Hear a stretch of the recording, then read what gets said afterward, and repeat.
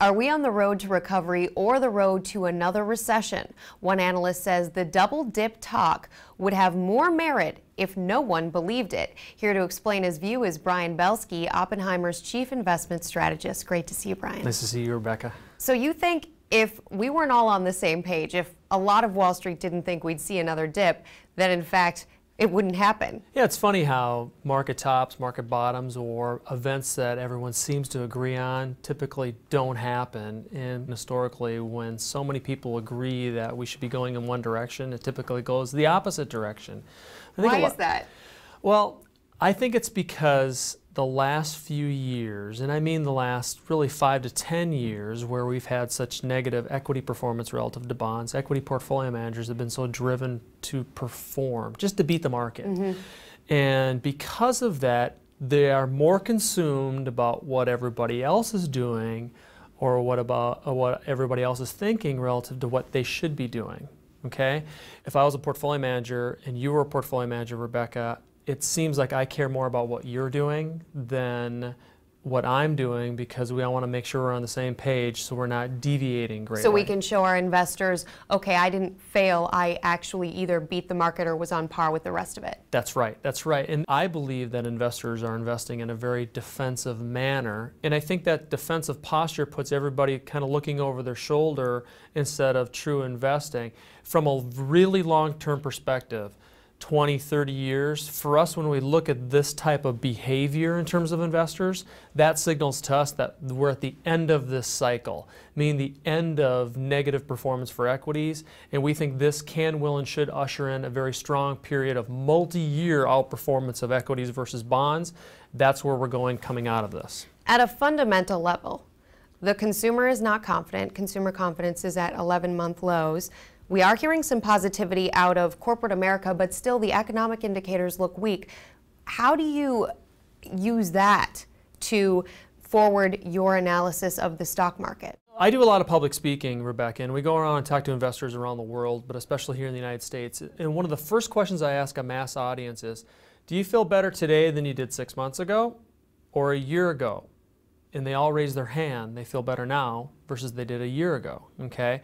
Because the longer term trajectory of the economy, to answer one of your other questions with respect to the economy, it is turning, okay? Things are improving. They're just not improving at the rate that everybody wants them to. We want instant gratification in our country, let alone our society. We want things to turn positive fast. And given the fact of the great depths of the economic pullback in 2007, 2008, and 2009, we had the greatest pullback in our economy since the Great Depression, okay? We need to work out of this. And per your original point, corporate America is doing a great job. The last 10 years, corporate America has rebuilt their balance sheets, no debt, and in fact, corporate America has the strongest balance sheets, meaning a lot of cash on hand, since the 1950s. Now, here's the great story in this. The consumer now is actually rebuilding their balance sheets. You're starting to see that, yeah, they're saving, their net worths are coming back, and they're being much more conservative in terms of their debt levels. That's a longer term secular change that I think is very positive. Long-term positive for the consumer. Are companies going to start dedicating that cash to hiring, or is it going to go to share buybacks? It's a great question. We've seen a definitive move in terms of share buybacks and dividend increases.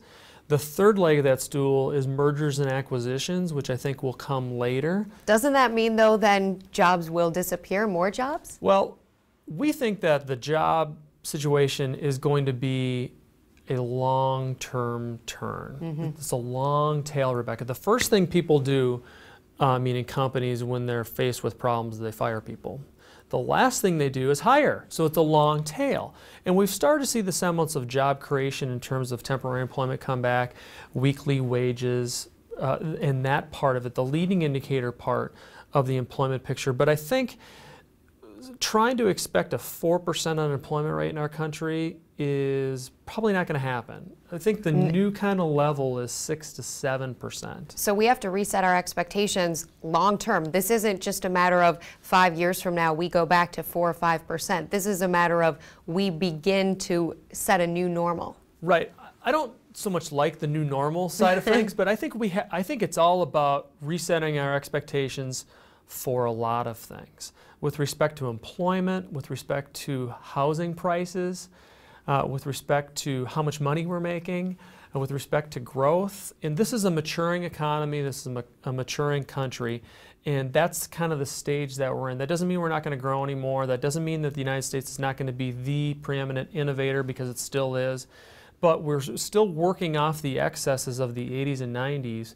And I think the next thing investors really have to, I think, worry about the next few years is this notion of bonds, because so many investors have been buying bonds the last 20 years. And for all intents and purposes, we've had a bond bubble in the making, we believe, for the last 10 years. And we think we have to kind of work through those types of investments over the next couple of years before the next great bull market can start.